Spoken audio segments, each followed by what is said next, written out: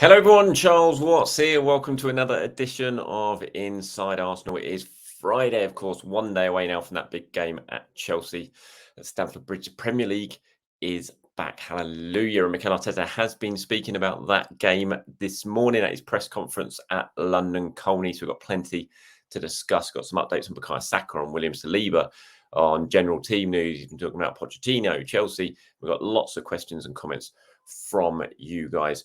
Of course, as we head towards the weekend, once again, I'm not going to be at the game tomorrow. Unfortunately, I'm not going to be around because I'm in Germany at the World Book Fair discussing my book and England's chances at the Euros. But I'm going to hopefully catch the game, and I'm going to take my computer with me. So if I can, I will still try and do a video reflecting on what's hopefully going to be a fourth Premier League win in a row for Arsenal at Stamford Bridge. All right, let's get going, shall we, and talk about what Mikel has had to say ahead of that game. He's been talking about injuries. Of course, he was asked plenty of questions about the likes of Bukayo, Saka and William Saliba. Saka missing that game against Manchester City before the international break, not going away with England as well because of that hamstring issue he picked up in the Champions League match. Mikel's been talking about it, asked about his fitness. He said he's been working so hard to be fit for this game. So let's see where he is at today. He had a couple of days rest that he needed as well, but the rest of that time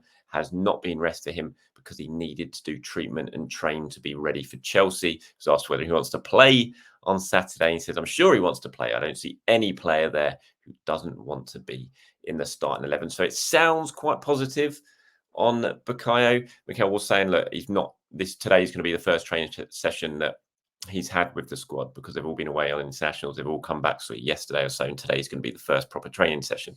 So he said he's going to have to decide after today when he have a look at them, when he sees how fit everyone is, how he sees how tired some players have come back, and then he'll decide. But so he's going to have a good look at them today. But it certainly sounds positive on Bukayo, the fact that he's been working so hard to be fit for this game, that he's been, doing all the treatment he needs.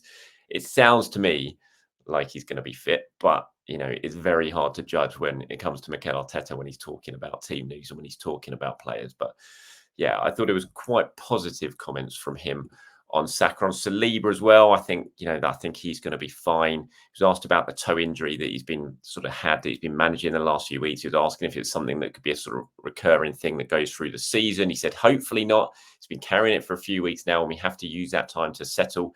And we believe it was the best moment to do it. He was asked if he was a doubt for Saturday, and he said, depending on how he's able to train today. Again, I cannot see William Saliba not playing. He's had this toe injury before. He had it against Manchester City. He played through it. He had an absolutely impressive game.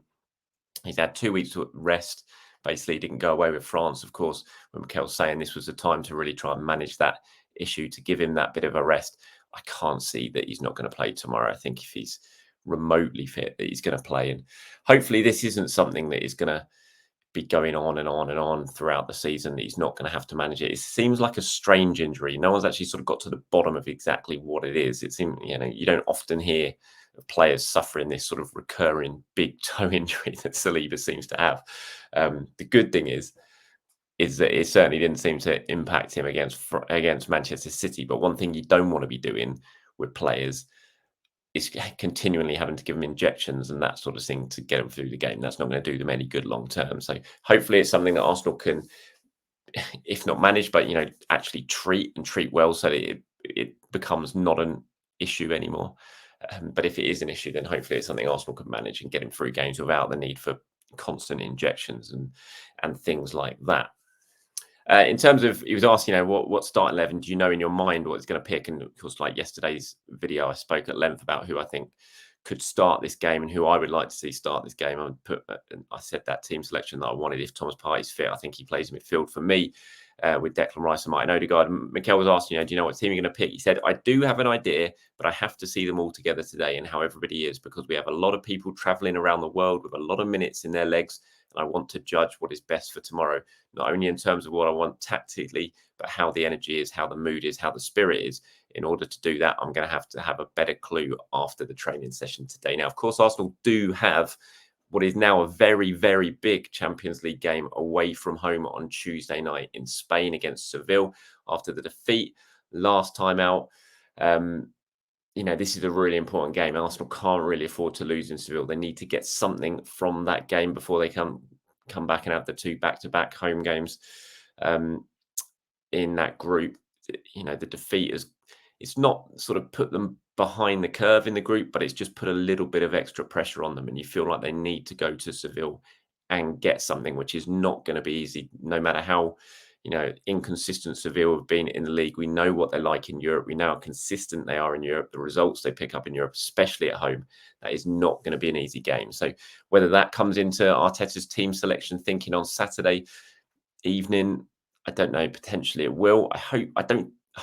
The way Mikel tends to go with things, I don't think it will, but I'm sure it's something that's going to be in the back of his mind. So let me know what you guys think. As I said yesterday, let me know who you should be playing. Should he be taking the Seville game into account? Does he need to rest players for Seville? For me, you don't rest players away at Chelsea in the Premier League, but let me know what you guys think in the comments below. Looking ahead sort of to the game and to Chelsea. Now, Mikel's got a very, very close relationship with Mauricio Pochettino. When I went and interviewed Mikel last week at the training ground, he spoke to me about it there and how him and Poch basically signed on the same day when they went to PSG. Mikel was a young teenager.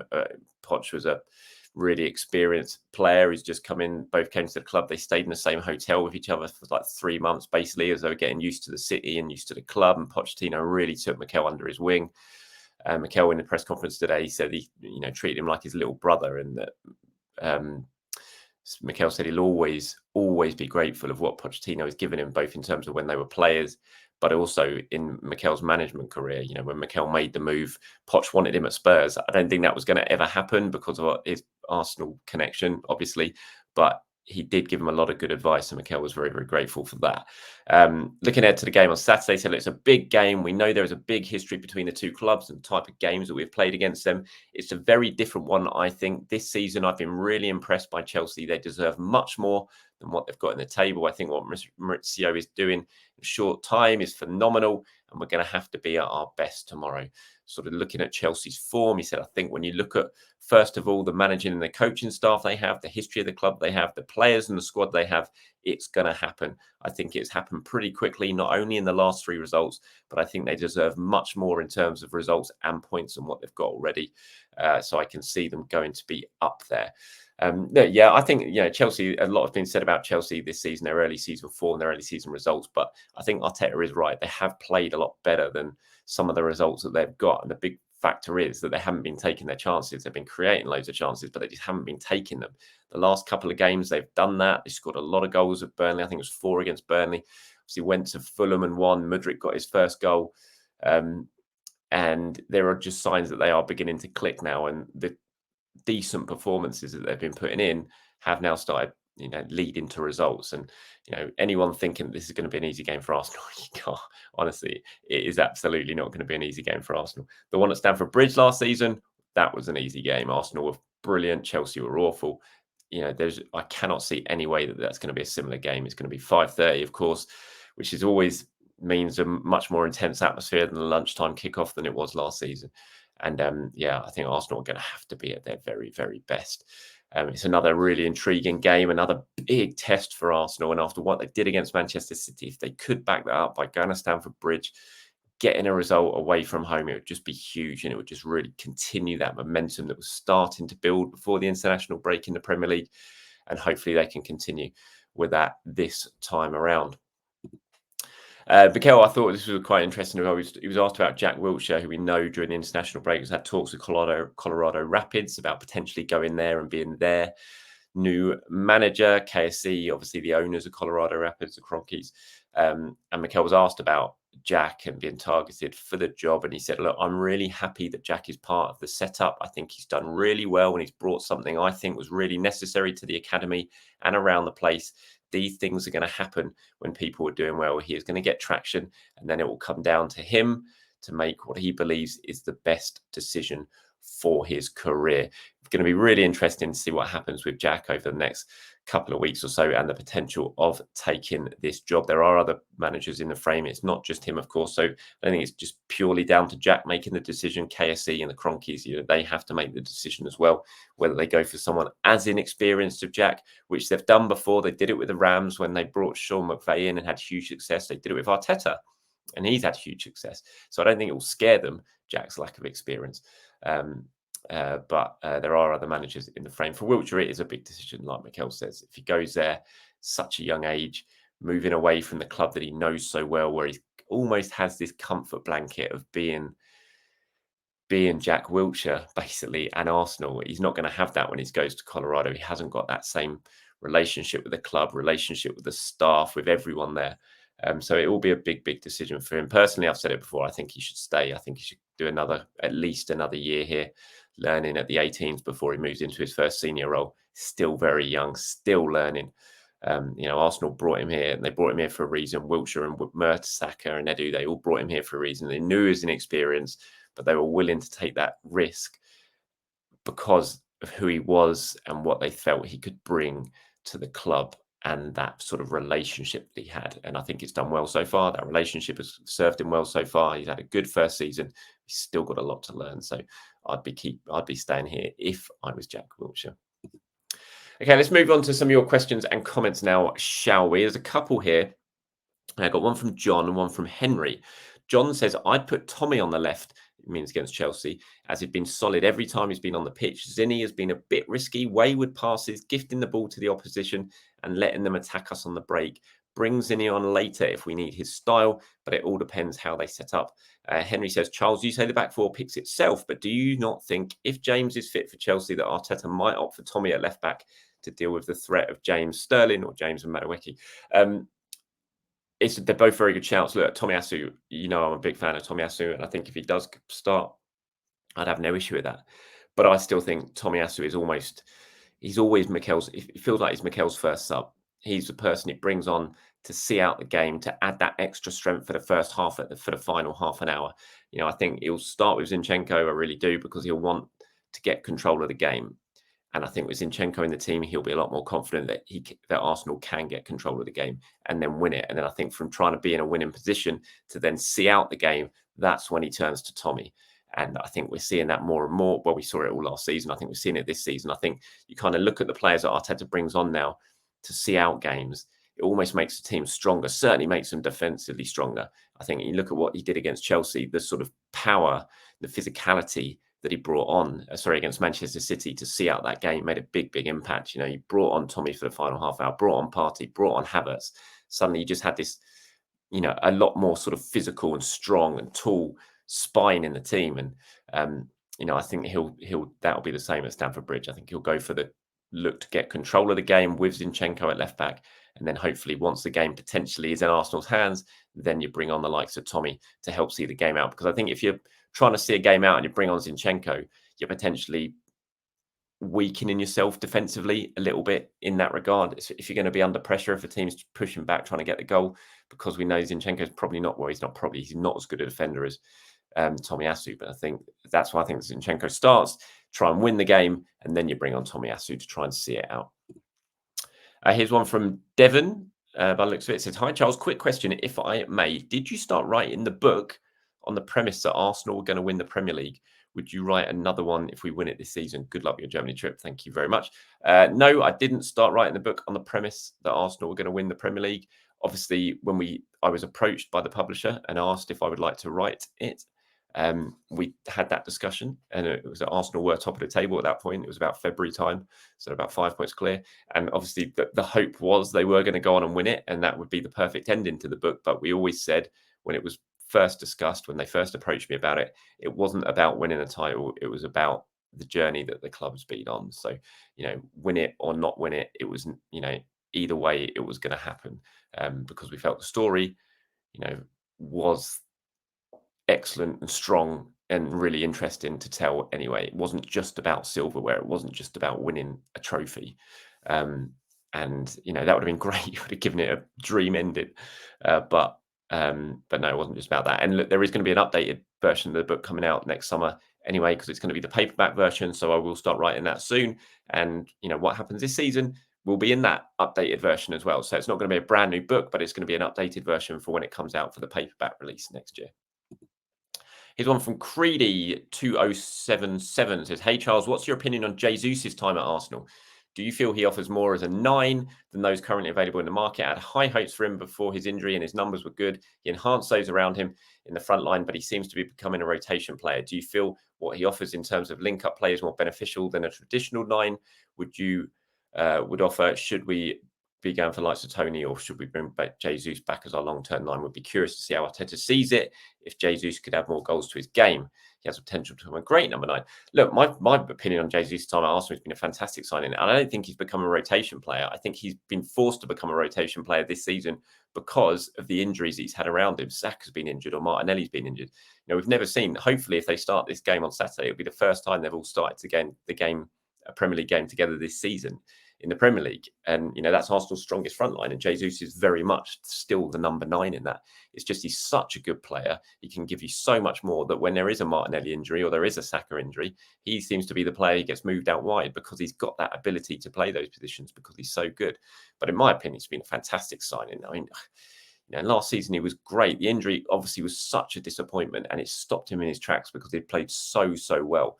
Even though he leaned up to the World Cup, he hadn't scored for a fair while. He was still producing unreal performances. You go back to Stamford Bridge last season for this repeat game of Saturday. Arsenal won that game 1-0 and he missed a really good chance in that game. I remember it would have been a brilliant team goal. But his performance was it was one of the best forward striking performances I've seen from a player all round.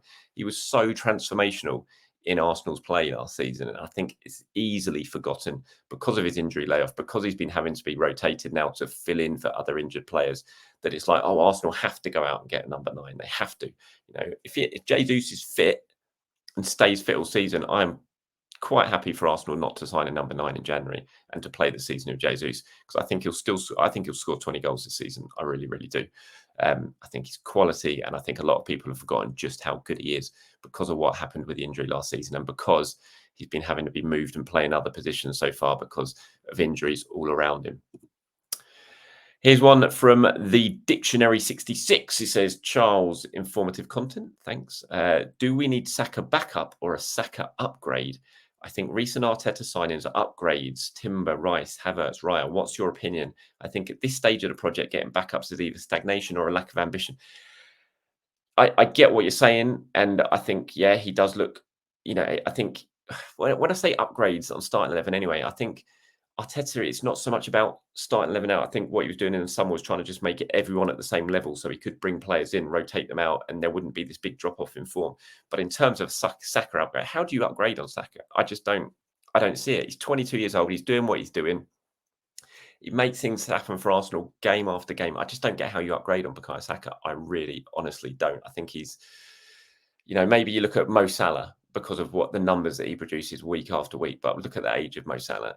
Elsewhere, other right wingers who are his age in the world, I just don't see an upgrade. So no, I don't think you need Saka upgrade. I think he's going to get better and better and better each year. He's going to get better and better and better. So no, I don't think you need an upgrade at all. I think that's almost impossible. I think you need backup. You need other options, but definitely not an upgrade when it comes to Bukayo Saka. Here's one from wow, I don't even know what that is there, so I'll leave that up to you. Sorry about that, to work out who that is. The name is there. It says, hi Charles, bit of a noob here, but could you please clarify what you meant in by doing Arsenal stuff for goal? Does that mean attending presses or simply just analytics for the away games? She says, no, well, I'm going to be going back into the press box from time to time, not every game, certainly not every home game. I might do the occasional home game, but I'm very much staying in my seat for the home games, the majority of home games this season, to be with my dad and to continue what I'm doing at the start of the season. But I am going to start doing away games for goal again from fairly soon. Not this weekend, obviously, because I'm in Germany, but I will be doing away games for goal in the future, doing what I was doing last season. So, player ratings, winners and losers, that stuff, just match stuff. So I'm not working for them. I'm not going to be doing stuff during the week for them, like match preview stuff and all that sort of stuff, but I will be doing matches on a weekend for them away from home on Saturday. So I'll be going back to the press box. I will do the occasional game in the home press box as well at the Emirates, but mainly I'm still going to be in the stands watching it with my dad, and I will be going back to doing press conferences at London Colney from time to time as well. So yeah, that is all happening very soon. So you will start seeing me back in the press box. in the very near future, doing my player ratings and stuff like that. So we'll be getting videos from very much sort of behind the scenes again coming up very, very soon. And here is, I think this is the last one today, from, it looks like, Lilem Bomvu. And we're going to end with a non-football related question. I don't actually know if this is rugby or cricket, so I'm going to answer as both, because he said, here's one unrelated to football. Who do you think will win South Africa v England? I'm South African, so my answer is obvious. Well, obviously, there's two big games coming up this weekend in World Cups. First in rugby, England versus South Africa, and first in the cricket, England versus South Africa. In terms of who's going to win, I think South Africa are going to win both, unfortunately. I think South Africa are certainly going to win the rugby. I think England have done well to get to the semi-finals, but I think South Africa, absolutely. I'd be stunned if England could beat South Africa in the semi-final at the Rugby World Cup. Pleasantly surprised if they do, but I can't see it. I think it's going to be a comfortable win for South Africa in that one. I think the cricket won't be quite so comfortable, but both teams going into it on the back of really disappointing defeats, of course. Couldn't believe South Africa, Netherlands result. Could sort of believe the England, Afghanistan result, because England just look a bit just off it this World Cup. They've gone into it. I didn't fancy them to retain, even get close to retaining the trophy in this World Cup, and I've not been surprised at some of the performances. So yeah, I'm going for a South Africa double. So I'm sure that will quite please you in that one. And that's it from me, everyone. Thank you very much for watching as usual. Like I said, I'm heading over into Germany this weekend. If you are in Frankfurt tomorrow, come down to O'Reilly's, I think it is, because that's where I'm going to try and watch the Arsenal Chelsea game after I've been speaking at the World Book Fair. I'm going to take my computer, so we'll try and do some videos as well while we're there, hopefully discussing a very good Arsenal victory. Until then, everyone, have a very good Friday, and I'll speak to you soon.